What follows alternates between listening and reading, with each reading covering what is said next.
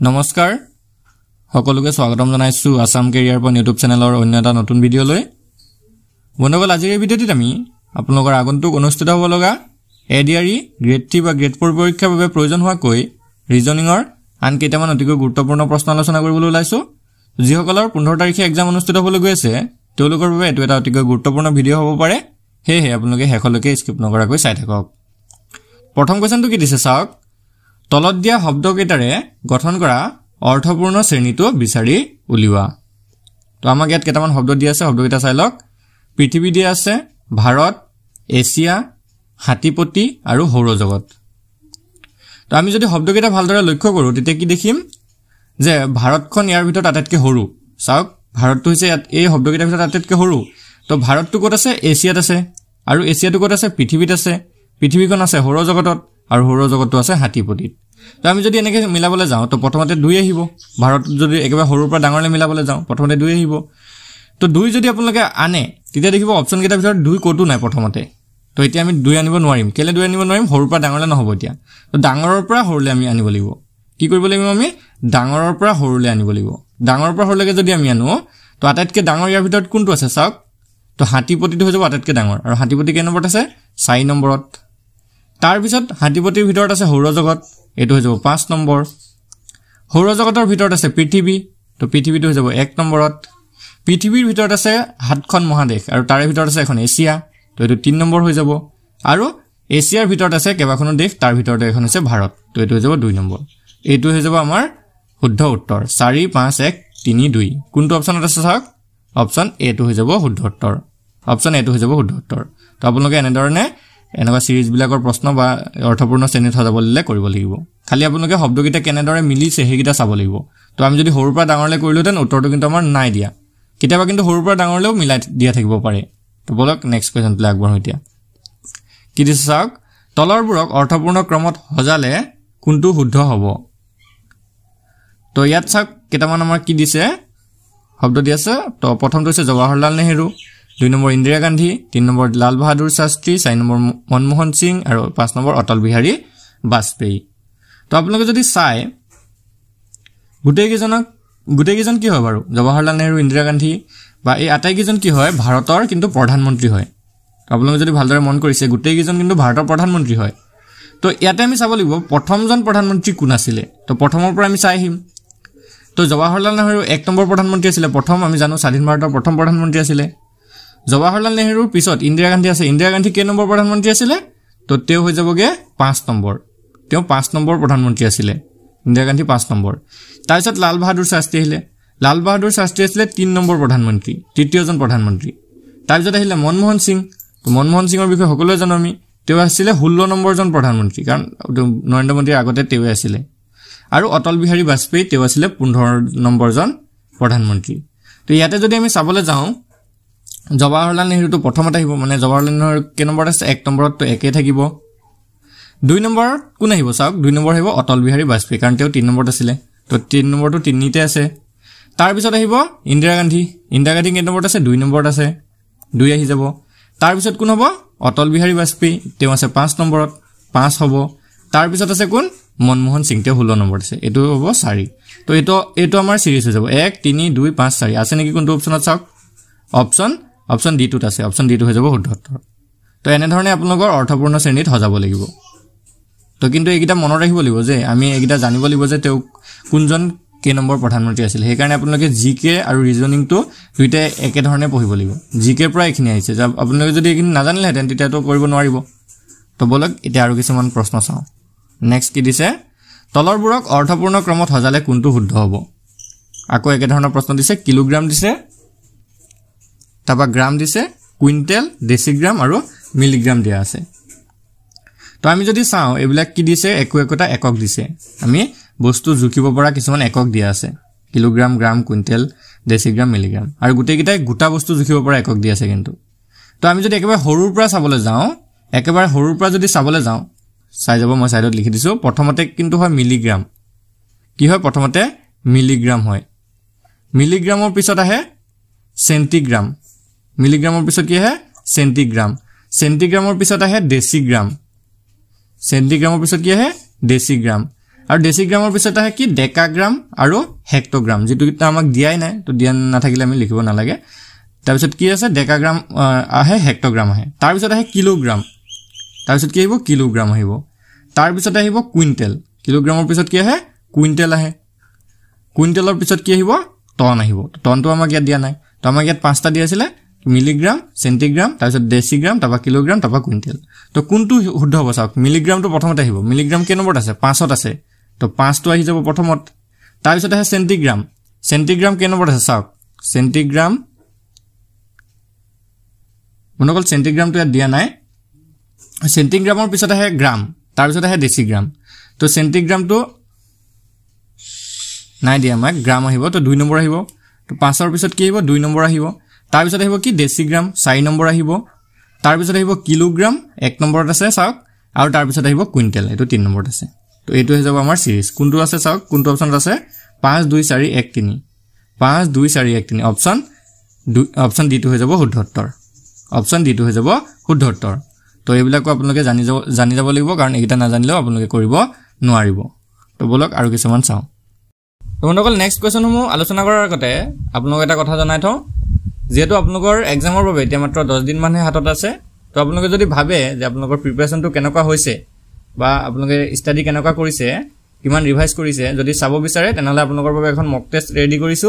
মাত্ৰ 25 টকা পে কৰি পিনে আপোনালোকে এই মক টেষ্টখন আমাৰ পৰা লৈ ল'ব পাৰিব তো আপোনালোকৰ স্ক্ৰিনত থকা নাম্বাৰটোত আমাক এটা হোৱাটছআপত মেছেজ দি আপোনালোকে মক টেষ্টখন লৈ ল'ব পাৰিব আৰু যদি কাবাৰ এডিআৰই বা আসাম পুলিচ এক্সামৰ ফুল সিলেবাস থকা কিছুমান পিডিএফ লাগে তেহলেও পাই যাব তো আপোনালোকে স্ক্ৰিনত থকা নাম্বাৰটোত হোৱাটছআপ কৰি এইবিলাক লৈ ল'ব পাৰিব তো বলক নেক্সট কোৱেশ্চনটো আগবাঢ়ো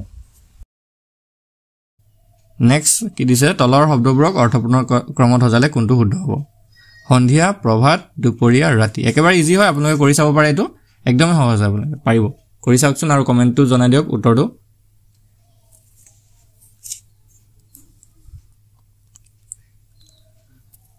তো বন্ধুসকল আমি যদি চাও এটা সন্ধিয়া দিয়া আছে প্ৰভাত দুপৰীয়া আৰু ৰাতি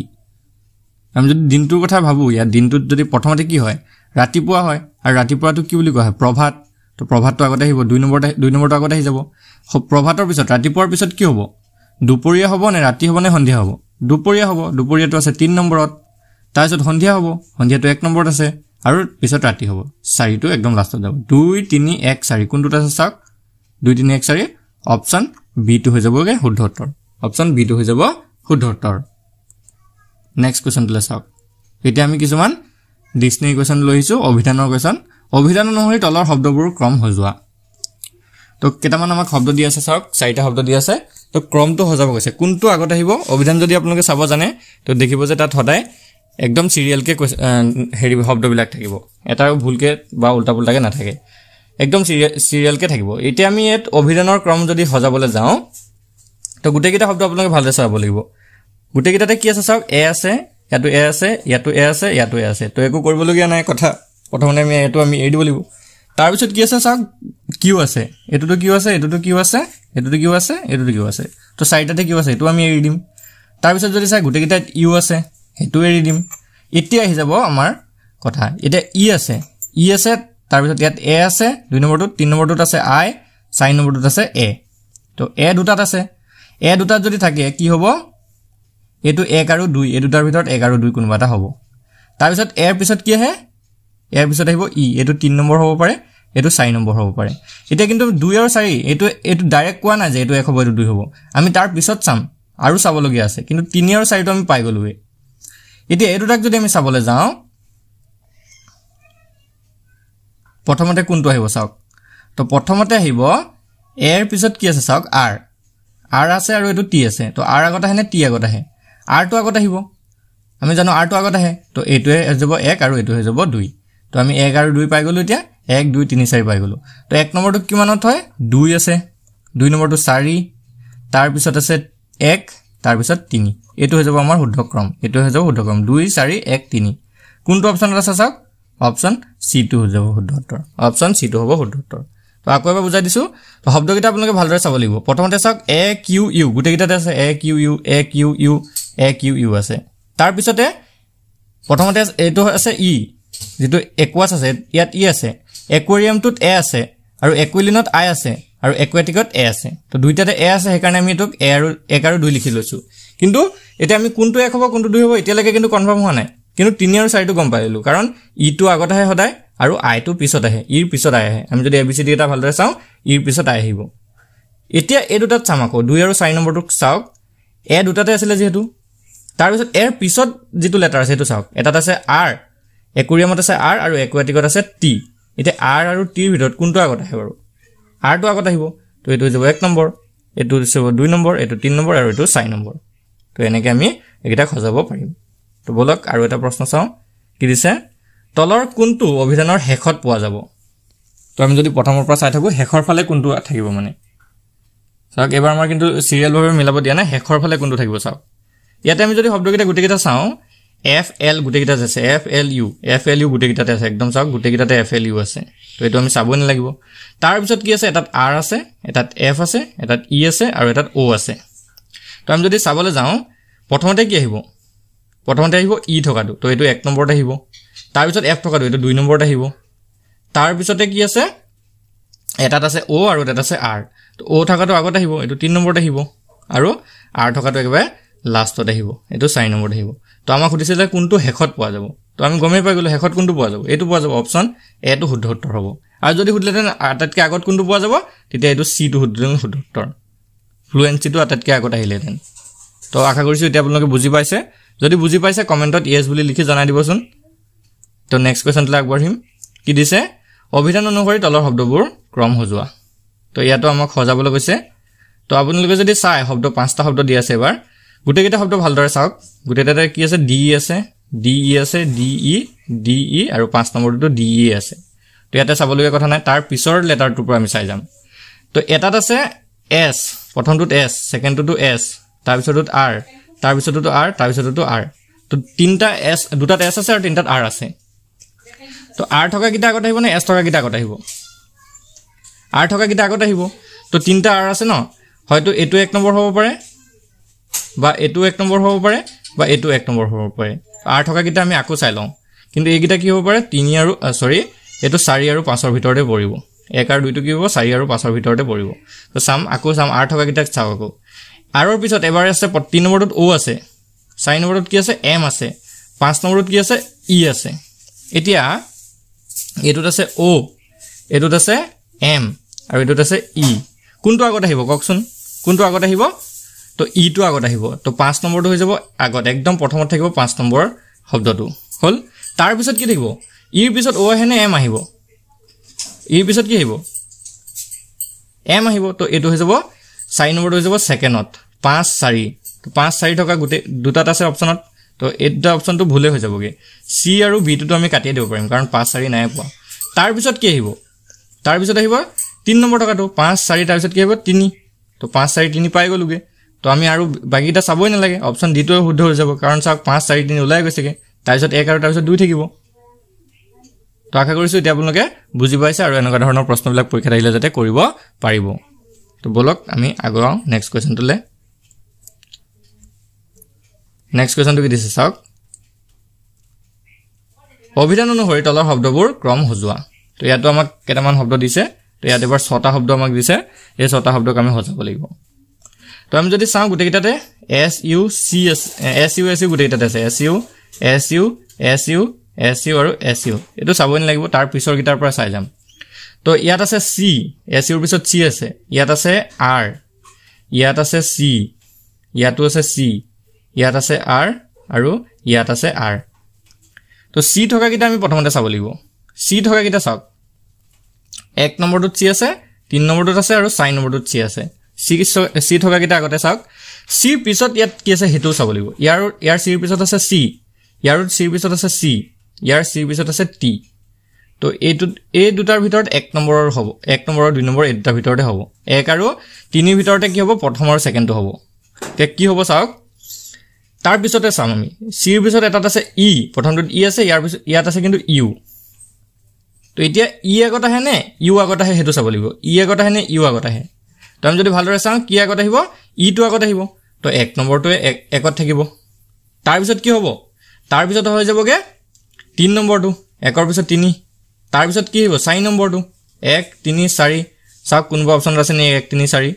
1 3 4 1 3 4 দুটা অপচন আছে তো আমি B2 আৰু C2 ভুল হ'ব বুলি গমে পাই গলো কাৰণ 1 3 4 1 3 4 নাই এতিয়া আমি A আৰু D2 হে চাব লাগিব তো 1 3 4 আমাৰ ওলাই গল এতিয়া আমি R থকা কিটালে আহিম ঠিক আছে এতিয়া কলৈকে আহিম R থকা কিটালে আহিম তো R দুটাত আছিল চাওক সৰি R তিনটাত আছিল তাৰ পিছত এতিয়া R ৰ পিছত আৰু এটা চাওক 2 নম্বৰটো চাওক R ৰ পিছত কি আছে আৰু এটা R আছে আৰু তাৰ পিছত ইটোত কি আছে আকৌ R আছে ইটোত কি আছে P আছে এতিয়া চাওক কি আহিব R গিটা আগত আহে না P আগত আহিব P টো আগত আহিব তো এটো 6 নম্বৰটো হৈ যাব 4 পিছত কি আহিব 6 আহিব তো 6ও আছে দুইটা অপচনতে এতিয়া আমি অপচনটো কাটিব পৰা নাই তো তাৰ পিছতে চাব লাগিব আমি দুইটাতে যেহেতু R আছিলে R ৰ পিছত আকৌ কি আছে ইয়াত R ৰ পিছত E আছে আৰু ইয়াৰ আগৰ R ৰ পিছত O আছে তো E টো আগত আহিব নে O টো আগত আহিব গম পাই গলো আমি E টো আগত আহিব তো এতিয়া 6 পিছত 2 হৈ যাবগি তো 6 পিছত 2 কোনটোত আছে চাওক অপচন D টোত আছে তো D টো হৈ যাব শুদ্ধ উত্তৰ D টো হৈ যাব শুদ্ধ উত্তৰ তো আশা কৰিছো এতিয়া আপোনালোকে এনে ধৰণৰ প্ৰশ্নবিলাক আহিলে পৰীক্ষাত কৰি থৈব পাৰিব কিন্তু আপোনালোকে অলপ মনোযোগেৰে চাব লাগিব এইবিলাক অলপ প্ৰেক্টিস কৰিব লাগিব তেতিয়া হলেহে পাৰিব আৰু অলপ টাইমও লাগিব আপোনালোকৰ হেকাৰণে যিমান পাৰে প্ৰেক্টিস কৰিব আৰু আজি যেহেতু ভিডিও আৰু যেহেতু আপোনালোকৰ পৰীক্ষাৰ একেবাৰে কম সময় আছে মাত্ৰ 10 দিন মান আছে হেকাৰণে এতিয়া আপোনালোকে এতিয়া পৰা যিমান পাৰে প্ৰেক্টিস কৰি যাওক আৰু ভিডিওটো যদি ভাল লাগে ভিডিওটো এটা লাইক কৰিব বন্ধু বান্ধৱীৰ সৈতে শেয়াৰ কৰি দিব ধন্যবাদ